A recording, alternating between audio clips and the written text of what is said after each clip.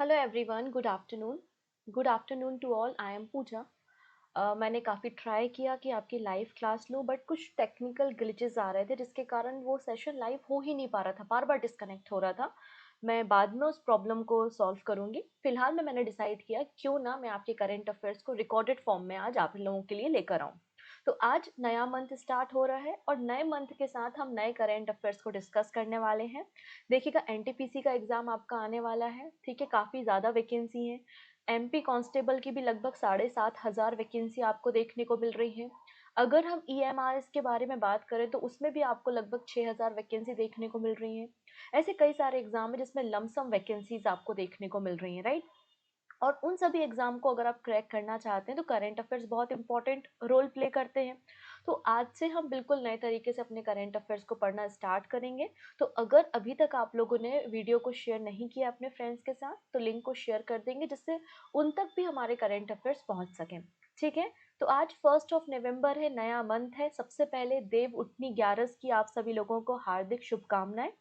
ठीक है, आज से ऐसी हिंदू मान्यताओं के अनुसार आज से सभी जो महत्वपूर्ण और इम्पोर्टेंट काम होते हैं उनकी शुरुआत होती है। शादी ब्याह के जो मामले होते हैं उनकी शुरुआत होती है। और पूरे साल की सबसे बड़ी ग्यारस, आज देव उठनी ग्यारस मनाई जाती है। आई होप आप लोग भी इंजॉय करेंगे, आपके घरों में भी पूजा हो रही होगी या होने वाली होगी। तो डेफिनेटली आप उसे इंजॉय कीजिए, लेकिन सबसे पहले हम बात कर लेते हैं 1 नवंबर के करेंट अफेयर्स।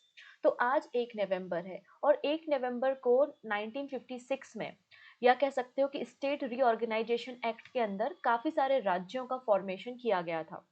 तो सबसे पहले आज हम बात करते हैं 1 नवंबर के बारे में। तो कर्नाटका फॉर्मेशन डे आज हम सेलिब्रेट करते हैं और कर्नाटका फॉर्मेशन डे को हम राज्य उत्सव डे के रूप में मनाते हैं। ठीक है, कर्नाटका फॉर्मेशन डे को हम राज्य उत्सव डे के रूप में सेलिब्रेट कर रहे होते हैं। ठीक है, स्टेट ऑफ कर्नाटका का फॉर्मेशन 1 नवंबर 1956 को हुआ था under the state reorganisation act. उस समय इसे मैसूर स्टेट कहा जाता था, लेकिन 1 नवंबर को 1973 में इसका नाम रखा गया कर्नाटका स्टेट। पहले ये मैसूर स्टेट हुआ करता था, बाद में इसका नाम कर्नाटका स्टेट पड़ा। अब 1 नवंबर को कुछ और राज्यों का भी हम फॉर्मेशन डे मनाते हैं, जैसे कि आंध्र प्रदेश, हरियाणा, छत्तीसगढ़, केरला, कर्नाटका, पंजाब, मध्य प्रदेश, इसके अलावा 2 यूनियन टेरिटरी हैं, लक्षद्वीप और पौंडीचेरी। इन सभी का फॉर्मेशन डे आज के दिन मनाया जाता है। एक समय हुआ करता था जब 1 नवंबर को तमिलनाडु राज्य का भी फॉर्मेशन डे मनाया जाता था, लेकिन जब यहाँ पर डीएम की पार्टी आती है तमिलनाडु राज्य में, तब इन्होंने फैसला किया कि 18 जुलाई को हम तमिलनाडु राज्य का फॉर्मेशन डे मनाएंगे। ठीक है, अगर हम एमपी की बात करें तो 1956 में इसका फॉर्मेशन हुआ था। पहले ये मध्य भारत या सेंट्रल प्रोविंस प्रोविंस कहलाता था। बरार वगैरह का एरिया एमपी का पार्ट हुआ करता था, नागपुर इसकी कैपिटल हुआ करती थी, लेकिन बाद में एमपी का फॉर्मेशन हुआ और भोपाल इसकी कैपिटल बनी। फिर एमपी से 2000 में सेपरेट होकर छत्तीसगढ़ बना। तो छत्तीसगढ़ जो है वो एमपी से सेपरेट होकर बना है 2000 में। कर्नाटका राज्य का फॉर्मेशन 1956 में, वहीं केरला राज्य का फॉर्मेशन भी 1956 में हुआ है। हरियाणा की बात करते तो 1966 में इसका फॉर्मेशन पंजाब राज्य से अलग होकर किया गया है। ठीक है, तो ये कुछ बातें हैं आज 1 नवंबर को किन किन राज्यों का हम फॉर्मेशन डे मना रहे हैं। अगर हम बात करते हैं प्रोजेक्ट चीता के बारे में, तो हम सभी को पता है कि 1952 में भारत से चीता गायब हो गए थे, भारत से चीता एक्सटेंट हो गए थे। इसके बाद हम लोगों ने एक प्रोग्राम शुरू किया जिसका नाम है प्रोजेक्ट चीता। और प्रोजेक्ट चीता के अंदर हम लोगों ने क्या किया, साउथ अफ्रीका से, नमीबिया से चीता भारत में लेकर आए। और हमने कुनो नेशनल पार्क हो गया या फिर आपकी Gandhi Sagar wild life sanctuary हो गई, वहां पे चीता को इंट्रोड्यूस किया। अब चीता को हम इंट्रोड्यूस करने जा रहे हैं नौरा देही वाइल्ड लाइफ सेंचुरी में। और नौरा देही वाइल्ड लाइफ सेंचुरी जो है वो थर्ड होम होगा, तीसरे नंबर का घर होगा जहां पे हम चीता को इंट्रोड्यूस कर रहे हैं। और ये जो नौरा देही सेंचुरी है ये आपको एमपी में देखने को मिल जाएगी। ठीक है, तो एमपी के सीएम ने अनाउंस किया है कि नौरा देही वाइल्ड लाइफ सेंचुरी जो है वो थर्ड होम होगी चीतास का। और यहाँ पर कुनो नेशनल पार्क और गांधी सागर सेंचुरी के बाद चीता को इंट्रोड्यूस किया जाएगा। Nauradehi wildlife sanctuary India की one of the largest sanctuary आपको देखने को मिल जाएगी और एमपी की लार्जेस्ट सेंचुरी आपको देखने को मिलेगी नौरा देही सेंचुरी। 1197 स्क्वायर किलोमीटर के एरिया में ये आपको फैली हुई दिखाई देगी विंध्यन माउंटेन रेंज में। सागर, दमोह, नरसिंहपुर डिस्ट्रिक्ट ऑफ मध्य प्रदेश में ये आपको देखने को मिल जाएगी। ठीक है। अगर हम बात करते हैं चीतास के बारे में, तो एशियाटिक जो चीता है वो भारत से गायब हो गए थे 1952 में। इसके बाद प्रोजेक्ट चीता की शुरुआत की गई, जिसके बाद अफ्रीकन चीता को भारत में इंट्रोड्यूस किया गया। सबसे पहले कुनु नेशनल पार्क में 2022 में, फिर गांधी सागर सेंचुरी में 2024 में, और अब नौरादेही वाइल्ड लाइफ सेंचुरी में चीतास को इंट्रोड्यूस करने का काम किया जा रहा है। ठीक है। नेक्स्ट बात करते हैं भारत की रिन्यूएबल एनर्जी जनरेशन के बारे में।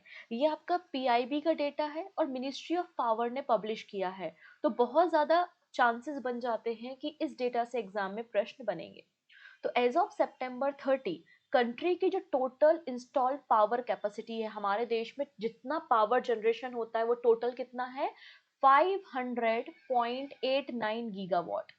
ठीक है। भारत में टोटल कितना एनर्जी का उत्पादन किया जाता है, चाहे वो फॉसिल हो या नॉन फॉसिल हो, दोनों को मिलाकर बात की जा रही है। तो 500 गीगावाट भारत में एनर्जी को प्रोड्यूस किया जाता है। आप देख सकते हैं 2014 का डेटा यहाँ पर दिया गया है कि 2014 में भारत में जो टोटल एनर्जी उत्पादन था वो 249 गीगावाट था, लेकिन अब 2025 में ये 500 गीगावाट हो चुका है। अब इस 500 गीगावाट में अगर हम बात करते हैं तो 256 गीगावाट नॉन फॉसिल फ्यूल से जनरेट होती है और 244 गीगावाट आपको फॉसिल फ्यूल से देखने को मिलेगी। फॉसिल फ्यूल जैसे कि कोयला, पेट्रोलियम से जनरेट होना। नॉन फॉसिल फ्यूल मतलब आपकी hydro energy, nuclear energy, wind energy, solar energy, ये आपकी नॉन फॉसिल फ्यूल है। तो नॉन फॉसिल फ्यूल से लगभग 51%, 256 गीगावाट जनरेशन होता है, और फॉसिल फ्यूल से लगभग 244 गीगावाट मतलब 49% टोटल एनर्जी का हमारे यहाँ पे जनरेशन हो रहा है। अगर स्पेसिफिकली आपसे सोलर एनर्जी की बात कर ली जाए तो सोलर एनर्जी जनरेशन 127 गीगावाट है, वहीं विंड एनर्जी जनरेशन आपको 53 गीगावाट देखने को मिलेगा। आई नो ये थोड़ा फैक्चुअल डेटा होता है, थोड़े नंबर्स वाला डेटा होता है, लेकिन आपको ऐसा का ऐसा डेटा याद रखना है। स्पेशली जो स्टेट एग्जाम्स होते हैं उसमें डायरेक्टली ये क्वेश्चन फेच कर लिए जाते हैं, डायरेक्टली ये डेटा आपसे पूछ लिया जाता है। क्लियर है? चाहो तो आप नोट डाउन कर सकते हो। अगर नोट डाउन नहीं करना है तो आपके पास ये पीडीएफ अवेलेबल होगी। क्लास ओवर होने के बाद टेलीग्राम से आप पीडीएफ को डाउनलोड कर लेना, टेलीग्राम की लिंक डिस्क्रिप्शन में है, जिससे आप नोट्स बना सकते हैं और करंट अफेयर्स को रिवाइज कर सकते हैं। ठीक है। फर्दर डिस्कशन करते हैं, उसके पहले मैं बताना चाहती हूँ कि जैसे ये सितंबर मंथ की दो मैगजीन आपको दिखाई दे रही हैं। एक बैंकिंग करंट अफेयर्स मैगजीन है सितंबर मंथ की, जिसमें बैंकिंग अवेयरनेस, आरबीआई के सर्कुलर, सेबी के सर्कुलर, वो सारा डेटा यहाँ पे थ्योरी फॉर्म में प्लस एमसीक्यू फॉर्म में अवेलेबल है। 1 ईयर की वैलिडिटी के साथ ये मैगजीन आपको केवल 25 रुपए में अवेलेबल हो जाएगी, आप इसे डाउनलोड कर सकते हैं। सिमिलर ऐसी ही मैगजीन अक्टूबर मंथ की कल आपको मिल जाएगी। ठीक है। अगर हम बात करते हैं सितंबर मंथ के बारे में तो 300 एमसीक्यू प्लस वन लाइनर की मैगजीन भी अवेलेबल है।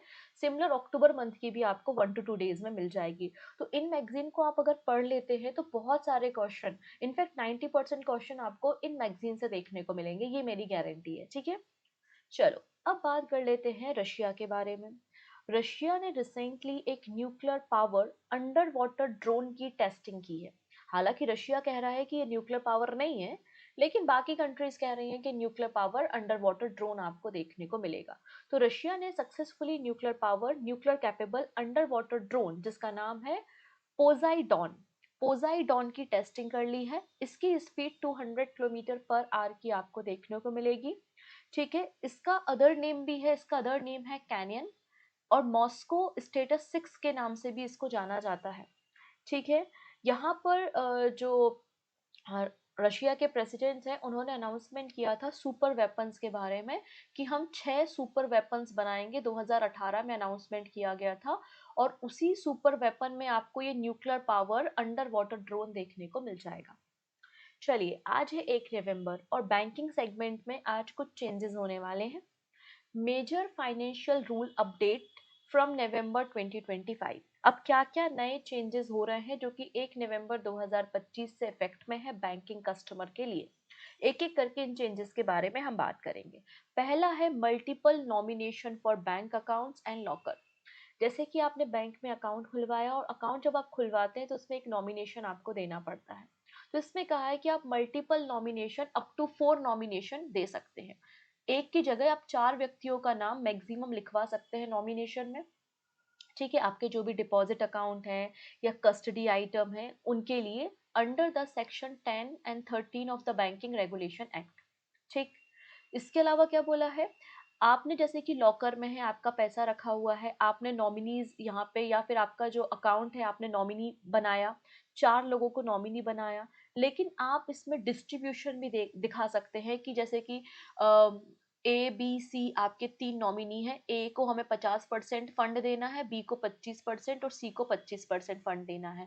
तो आप अपने प्रॉपर्टी का डिस्ट्रीब्यूशन, मतलब जो आपने नॉमिनी मतलब नॉमिनी बनाए हैं, नॉमिनी का नाम रखा है, उन नॉमिनी के बीच में आप अपनी प्रॉपर्टी का डिस्ट्रीब्यूशन भी कर सकते हैं। ये फीचर भी आपको देखने को मिलेगा। ठीक है, तो starting from 1 November, bank account holder can now nominate up to the 4 individual for their deposit account. Account holder can specify succession order or the distribution percentage. Distribution percentage भी आप बना सकते हो, और succession order मतलब जैसे कि father है, फादर की डेथ हुई तो मदर को पैसा मिलेगा, मदर की डेथ हुई तो उनकी एल्डर चाइल्ड को मिलेगा। मतलब इस तरीके से एक ऑर्डर भी डिफाइन किया जा सकता है या परसेंटेज को भी डिफाइन किया जा सकता है। ठीक है, अगर बात करते हैं लॉकर नॉमिनेशन रूल के बारे में, for bank locker only successive nomination are allowed. If the first nominee is unavailable तो next nominee जो है उसके पास लॉकर की सारी रिस्पॉन्सिबिलिटी आ जाएंगी। नेक्स्ट बात करते हैं एसबीआई कार्ड फी रिवीजन।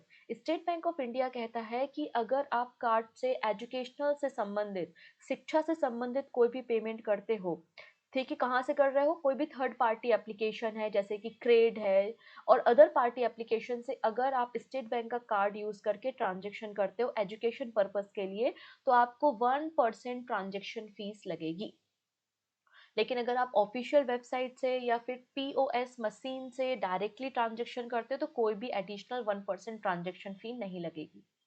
ठीक है, इसके अलावा लाइफ सर्टिफिकेट, यहाँ पे जो पेंशनर्स हैं, सेंट्रल गवर्नमेंट के हो या स्टेट गवर्नमेंट के जो भी पेंशनर्स हैं, उनके लिए कहा है कि आपका जो एनुअल लाइफ सर्टिफिकेशन है, मतलब आपका जीवित प्रमाण पत्र कि किसी व्यक्ति का निधन तो नहीं हुआ है, ठीक है, तो आपका अपना जो एनुअल लाइफ सर्टिफिकेशन है वो आपको अपलोड करना है 1 नवंबर से 30 नवंबर के बीच में। अगर आप नहीं करते हो तो आपकी टेम्पररीली क्या किया जाएगा, आपकी पेंशन को होल्ड कर दिया जाएगा। ठीक है, ये बात यहाँ पर मेंशन की गई है। ठीक है, नाउ बात करते हैं extended deadline for NPS to UPS switch. अब आपको जो पेंशन प्लान है वो चूज करने की आज़ादी है कि आप एनपीएस में रहना चाहते हैं या यूपीएस में। तो एनपीएस से यूपीएस में स्विच करने की जो डेडलाइन है वो 30 नवंबर 2025 तक के लिए बढ़ा दी गई है। ये बात यहाँ पर मेंशन की है। तो ये सारी चीज़ें 1 नवंबर से लागू की गई हैं। अब देखो होता क्या है, ये दुनिया है, कहीं खुशी होगी कहीं गम होगा, तो कभी अच्छी न्यूज़ आती है, कभी किसी के लिए बुरी न्यूज़ आती है। जैसे कि जन स्मॉल फाइनेंस बैंक, जल जन स्मॉल फाइनेंस बैंक ने अपनी एप्लीकेशन दी थी कि हम यहाँ पे यूनिवर्सल बैंक में कन्वर्ट होना चाहते हैं, लेकिन आरबीआई ने जन स्मॉल बैंक की इस एप्लीकेशन को रिजेक्ट कर दिया है। ठीक है, reserve bank of India reject Jana small finance bank bid for universal bank licence. ठीक है, रिजर्व बैंक ऑफ इंडिया ने जो एप्लीकेशन दी गई थी जन स्मॉल फाइनेंस बैंक के द्वारा कि हम कन्वर्जन चाहते हैं यूनिवर्सल बैंक में, और इस एप्लीकेशन को कैंसिल कर दिया गया है। आरबीआई का कहना है कि जो भी एलिजिबिलिटी क्राइटेरियाज हैं उनको जन स्मॉल फाइनेंस बैंक फुलफिल नहीं करता। अब यहाँ पे जन स्मॉल बैंक के जो बोर्ड ऑफ डायरेक्टर्स हैं वो आरबीआई के साथ बातचीत में लगे हुए हैं कि हम अपनी अगली एप्लीकेशन कब फिल कर सकते हैं। ठीक है, आरबीआई ने डिसीजन लिया था कि कोई भी बैंक अगर चाहता है कि वो यूनिवर्सल बैंक में कन्वर्ट होना चाहता है तो voluntary transition of small finance bank to universal bank आप एप्लीकेशन दे सकते हैं अगर आप एलिजिबिलिटी क्राइटेरिया को फुलफिल करते हैं। ठीक है, 2025 में एयू स्मॉल फाइनेंस बैंक पहला स्मॉल फाइनेंस बैंक था जिसको आरबीआई ने अप्रूवल दिया था यूनिवर्सल बैंक में कन्वर्ट होने के लिए। एलिजिबिलिटी क्राइटेरिया क्या होता है, अगर कोई भी स्मॉल फाइनेंस बैंक है जो यूनिवर्सल बैंक में कन्वर्ट होना चाहता है तो मिनिमम 5 years ऑफ सर्विसेज इसके हो जाने चाहिए, मतलब ऑपरेशन करते करते 5 साल हो जाने चाहिए। ठीक है, ये बात यहाँ पे मेंशन की गई है। फिर बोला है कि शेयर मार्केट में रजिस्टर होना चाहिए और मिनिमम नेटवर्थ 1000 करोड़ रुपीस की होनी चाहिए। ठीक है, इसके अलावा क्या बोला है कि net profit past 2 financial year में होना चाहिए और जो ग्रॉस एनपीए है वो 3% से कम और नेट एनपीए 1% से कम होना चाहिए। अगर कोई भी बैंक इन क्राइटेरिया को फुलफिल करता है तो वो voluntary in nature small finance bank से यूनिवर्सल बैंक में कन्वर्ट होने के लिए एप्लीकेशन दे सकता है। आरबीआई एप्लीकेशन को अगर अप्रूव कर देता है तो वो यूनिवर्सल बैंक में कन्वर्ट हो जाता है। तो ये क्राइटेरिया भी कई बार एग्जाम में पूछ लिए जाते हैं, तो थोड़ा सा आपको याद रखना है। चलिए नेक्स्ट बात करते हैं, PayPal partner with OpenAI to become ChatGPT first integrated digital payment wallet. जैसे कि आप लोग ने पेटीएम के वॉलेट देखे होंगे, वॉलेट की मदद से आप रिचार्ज कर लेते हैं, वॉलेट की मदद से आप रेलवे टिकट कर लेते हैं। वैसे ही यहाँ पे पेपल का भी एक वॉलेट है जिसको इंटीग्रेट किया गया है चैट जीपीटी के साथ, मतलब एआई के साथ, एआई चैटबॉट के साथ। तो पेपल और ओपन एआई के बीच में एक पार्टनरशिप अनाउंस हुई है to enable digital wallet integration in ChatGPT and allow user to purchase goods and services directly through the AI chatbot.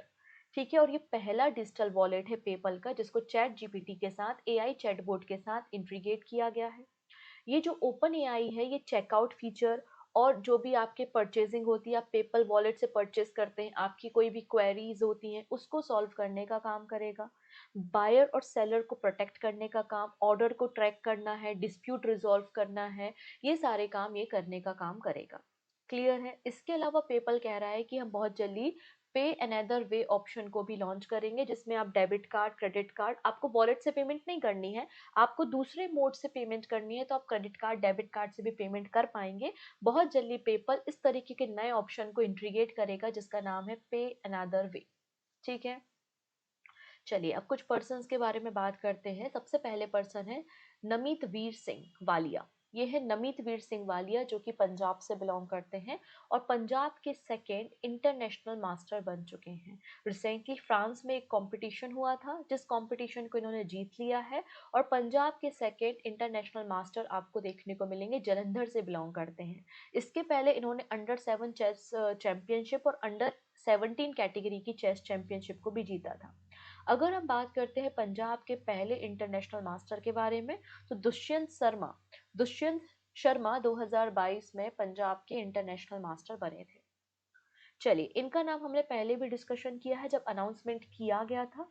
आज अवार्ड डिस्ट्रीब्यूट किया जा रहा है इसलिए वापस से अनाउंसमेंट करते हैं। कर्नाटका राज्य का जो हाईएस्ट अवार्ड होता है वो एक राज्योत्सव अवार्ड होता है जो कर्नाटका गवर्नमेंट के द्वारा दिया जाता है। ठीक है, बहुत सारे लोगों को अवार्ड मिला है, आप ये पूरी लिस्ट देख सकते हैं लेकिन हमें नहीं पढ़नी। जो लोग स्पेशली कर्नाटका से बिलोंग करते हैं, कर्नाटका गवर्नमेंट का एग्जाम दे रहे हैं, वो लोग इस लिस्ट को पढ़ें, बाकी सारे लोग इस पेज को डिलीट कर दें। कोई यूज का नहीं है, बस एक ही नाम याद रखना है जो मैं आपको बता रही हूँ, वो है प्रोफेसर रविंदर कोरिस्तर। ठीक है, इन्हें राज्योत्सव अवार्ड 2025 मिला है क्योंकि ये एक हिस्टोरियन आपको देखने को मिलेंगे जिन्होंने प्री हिस्टोरिक एज और आपके हिस्टोरिकल एज में काफ़ी ज़्यादा काम किया है, काफ़ी ज़्यादा एविडेंस को कलेक्ट करने का काम किया है। तो इनका जो भी आर्कियोलॉजी में रिमार्केबल कंट्रीब्यूशन रहा है इसलिए इन्हें राज्योत्सव अवार्ड दिया जा रहा है। ठीक है, कर्नाटक यूनिवर्सिटी धारवाड़ से संबंधित आपको देखने को मिल जाएंगे। अगला नाम आता है पॉल बिया का। ये पॉल बिया है और ये 8 टर्म के लिए 8वीं बार कैमरून के प्रेसिडेंट बने हैं। कैमरून कहाँ है तो इसके लिए अफ्रीका कॉन्टिनेंट आपको जाना पड़ेगा। सेंट्रल अफ्रीका में यहाँ पर आप देख सकते हैं ये कैमरून आपको देखने को मिलेगा। इसकी कैपिटल आपको योंडे देखने को मिलेगी। कैपिटल क्या है? योंडे है। ठीक है, इसे मिनिएचर अफ्रीका के नाम से भी जाना जाता है। ठीक है, अगर हम बात करते हैं तो पाउल बिया जो है 8 टर्म के लिए 8वीं बार प्रेसिडेंट बन चुके हैं कैमरून के और ये वर्ल्ड के ओल्डेस्ट हेड ऑफ स्टेट है, मतलब 92 साल के हैं ये और प्रेसिडेंट बने हैं, इसलिए बोला जा रहा है कि ये वर्ल्ड के ओल्डेस्ट प्रेसिडेंट आपको देखने को मिल जाएंगे। क्लियर है। 1982 में ये पहली बार पावर में आए थे जब ये पहली बार कैमरून के प्रेसिडेंट के लिए चुने गए थे। चलिए अगले पर्सन के बारे में बात करते हैं जिनका नाम है सुनील अमृत। सुनील अमृत जो है याले यूनिवर्सिटी में प्रोफेसर है, एक हिस्टोरियन है, हिस्ट्री सब्जेक्ट पढ़ाने का काम करते हैं और इनके द्वारा एक पुस्तक लिखी गई है जिसका नाम है the burning earth N environmental history of the last 500 year. ये पुस्तक इन्होंने पब्लिश की है जिसके लिए इन्हें ब्रिटिश एकेडमी बुक प्राइज दिया गया है। तो अगर आपसे पूछा जाए 2025 का ब्रिटिश एकेडमी बुक प्राइज किसे मिला है, तो इंडियन ओरिजिन हिस्टोरियन है जिनका नाम है सुनील अमृत, इन्हें मिला है, जिसमें 25,000 पाउंड प्राइज मनी दी जाती है। याले यूनिवर्सिटी के प्रोफेसर हैं और इनकी बुक का नाम है द बर्निंग अर्थ। ठीक। इसके अलावा रिसेंटली जो अवार्ड दिए गए हैं, जैसे कि world best consumer bank award SBI को मिला है। ठीक है, बेस्ट बैंक इन इंडिया 2025 ये अवार्ड भी एसबीआई को मिला है। HR excellence award at the Fortune leadership award ये टेलीकम्युनिकेशन कंसल्टेंट इंडिया लिमिटेड को दिया है। IUCN Kenton R Miller award Kaziranga national park के डायरेक्टर सोनाली घोष को मिला है। और मिसेस यूनिवर्स आपको सेरी सिंह देखने को यहाँ पर मिल जाएंगी। ठीक है, तो ये कुछ बातें हैं जो आपको याद रखनी है। चलिए अगली कहानी को समझते हैं, ध्यान से समझिएगा। एफएओ मतलब फूड एंड एग्रीकल्चर ऑर्गेनाइजेशन की एक रिपोर्ट पब्लिश हुई है। ठीक है, जिसका नाम है global forest resource assessment. Global forest resource assessment. और ये रिपोर्ट एफएओ के द्वारा हर 5 साल में रिलीज की जाती है। इस रिपोर्ट में बताया जाता है कि फॉरेस्ट का ट्रेंड क्या चल रहा है, मतलब कितना किस कंट्री ने कितना फॉरेस्ट गेन किया है, कौन सी कंट्री में फॉरेस्ट कवर कितना है, कौन सी कंट्री में कार्बन डाइऑक्साइड का सिंक कितना है, ये सारा डेटा इस रिपोर्ट में पब्लिश किया जाता है। 5 साल में एक बार FAO food and agriculture organisation के द्वारा इस रिपोर्ट को पब्लिश किया जा रहा है। इसमें बोला जा रहा है कि फॉरेस्ट कवर के मामले में पूरे वर्ल्ड में इंडिया 9th पोजीशन पे है। ठीक है, so India has made a major leap in the global environmental ranking. India आपको 9th पोजीशन में देखने मिलेगा पूरे वर्ल्ड में in the total forest area as per the global forest resource assessment. तो फॉरेस्ट एरिया के मामले में इंडिया 9वें नंबर पे आपको मिल जाएगा। और फॉरेस्ट गेन मतलब हमने अलग अलग पॉलिसी चलाई, जैसे कि एक पेड़ माँ के नाम, हमारे देश में एक मिशन चलता है ना, जिसके अंदर क्या किया जाता है, पौधे लगाए जाते हैं, प्लांटेशन किया जाता है, ऐसे कई सारे ड्राइव रन किए जाते हैं। तो फॉरेस्ट गेन के मामले में भारत 3rd पोजीशन पे है। ठीक है, फॉरेस्ट एरिया के मामले में इंडिया 9th पोजीशन पे है। फॉरेस्ट गेन के मामले में इंडिया 3rd नंबर पे है। और कार्बन डाइऑक्साइड सिंक करने के मामले में इंडिया 5वें नंबर पे आपको देखने को मिल जाएगी। तो ये तीनों डेटा आपको याद रखना है। ठीक है, कार्बन सिंक नेशन के मामले में इंडिया 5th नंबर पे है। 2021 से लेकर 2025 के बीच में इंडिया के फॉरेस्ट ने 150 मिलियन टन कार्बन डाइऑक्साइड को एब्जॉर्ब करने का काम या रिमूव करने का काम किया है। इंडिया का जो टोटल फॉरेस्ट एरिया है वो 72.2 मिलियन हेक्टेयर का है, जो कि पूरे वर्ल्ड के फॉरेस्ट का 2% आपको देखने को मिल रहा है। ठीक है, Europe hold the largest forest share globally. और साउथ अमेरिका में ब्राजील में तो अमेजोन फॉरेस्ट है। साउथ अमेरिका का जो हाईएस्ट आपको प्रपोर्शन देखने को मिल जाएगा, मतलब टोटल एरिया के मैक्सिमम परसेंटेज में साउथ अफ्रीका में आपको जंगल देखने को मिलेंगे। यहाँ पे बोला है कि वर्ल्ड का जो फॉरेस्ट एरिया है वो मैक्सिमम 5 कंट्रीज के द्वारा कवर किया जाता है, रशिया, ब्राजील, कनाडा, यूएसए और चाइना। तो आपको याद क्या रखना है, फॉरेस्ट एरिया के मामले में इंडिया 9th नंबर पे और फॉरेस्ट गेन के मामले में इंडिया 3rd नंबर पे है। कार्बन सिंक के मामले में इंडिया 5वें नंबर पे है। 2021 से 2025 के बीच में इंडिया ने 150 मिलियन टन कार्बन डाइऑक्साइड को रिमूव किया है। ठीक है, ये बात आपको याद रखनी है। Total global forest area 4.414 billion है, मतलब पूरे विश्व में टोटल फॉरेस्ट एरिया कितना है, 4.14 बिलियन हेक्टेयर है, जो कि पूरे पृथ्वी का 32% है केवल। ठीक है, इतनी चीजें। और बजट की बात करते हैं तो ministry of environment, forest and climate change ने 3,412 करोड़ रुपए का बजट एनवायरनमेंट के लिए दिया था, जिसके अंदर हमने मिशन लाइफ और एक पेड़ माँ के नाम जैसे इनिशिएटिव को लॉन्च किया है। ठीक, चलिए अब बात करते हैं आरबीआई के एक हैकथॉन के बारे में। रिजर्व बैंक ऑफ इंडिया ने हर बिंजर 2025 हैकथॉन लॉन्च किया है, जो कि 4th नंबर का ग्लोबल हैकथॉन आपको देखने को मिल जाएगा। इसकी थीम क्या है, तो थीम है secure banking power by identity, integrity and inclusivity, option number C. अब लक्ष्मण झूला जो कि ऋषिकेश में था, ठीक है, अब डैमेज हो चुका था, काफी पुराना था, तो 2019 में से क्लोज कर दिया गया और अब एक नया ब्रिज लॉन्च किया गया है। उसका नाम क्या है, तो उसका नाम है बजरंग सेतु। मैंने आपको बताया था। CR 450 वर्ल्ड की फास्टेस्ट बुलेट ट्रेन आपको देखने को मिल जाएगी, जिसकी स्पीड 450 किलोमीटर पर आवर की है। ये बुलेट ट्रेन किसने बनाई है, तो ये बुलेट ट्रेन बनाई है किसने, चाइना ने। फिर हम लोगों ने कल क्लैम पोर्टल के बारे में बात की थी, जो कि ministry of mines, ministry of coal का एक इनिशिएटिव आपको देखने को मिल जाएगा। क्लैम पोर्टल के अंदर जो माइनिंग एरिया है, जो कोल एरिया है, जहाँ से लोगों को मतलब लैंड एक्विजिशन किया गया है, लैंड को खरीदा गया है, लोगों को हम रीसेटल कर रहे हैं, उनको कंपनसेट कर रहे हैं, वो सारी जानकारी आपको क्लैम पोर्टल पे देखने को मिल जाएगी। ठीक है, नेक्स्ट बात करते हैं मॉडल यूथ ग्राम सभा किसके द्वारा लॉन्च की गई। मैंने बताया था कि बच्चों को एक दिन के लिए सरपंच और एडमिनिस्ट्रेटिव वर्क से जोड़ा जाएगा, जिससे वो डिसीजन ले सकें, है ना। इस तरीके का इनिशिएटिव है मॉडल यूथ ग्राम सभा। ये ministry of Panchayati Raj, ministry of education और मिनिस्ट्री ऑफ ट्राइबल अफेयर्स का ज्वाइंट इनिशिएटिव है। मतलब करेक्ट आंसर हो जाएगा आपका option number D. And this is your question of the day. Indi lime recently इसे यूके में एक्सपोर्ट किया जा रहा है, शिपमेंट किया जा रहा है। ये किस कंट्री का जीआई प्रोडक्ट, सॉरी किस स्टेट का जीआई प्रोडक्ट आपको देखने को मिल जाएगा। जो भी सही आंसर है आप मुझे कमेंट सेक्शन में बताएंगे। क्लियर? तो आज के लिए इतना ही, बाकी सारी बातें नेक्स्ट वीडियो में हम करेंगे। Thank you so much, take care. और वीडियो अगर अच्छी लगे, यूजफुल लगे, तो अपने फ्रेंड्स के साथ शेयर ज़रूर करेंगे। और पहली बार आए हैं तो सब्सक्राइब कर लेंगे, जिससे अपकमिंग क्लासेस के नोटिफिकेशंस आपको मिल सकें।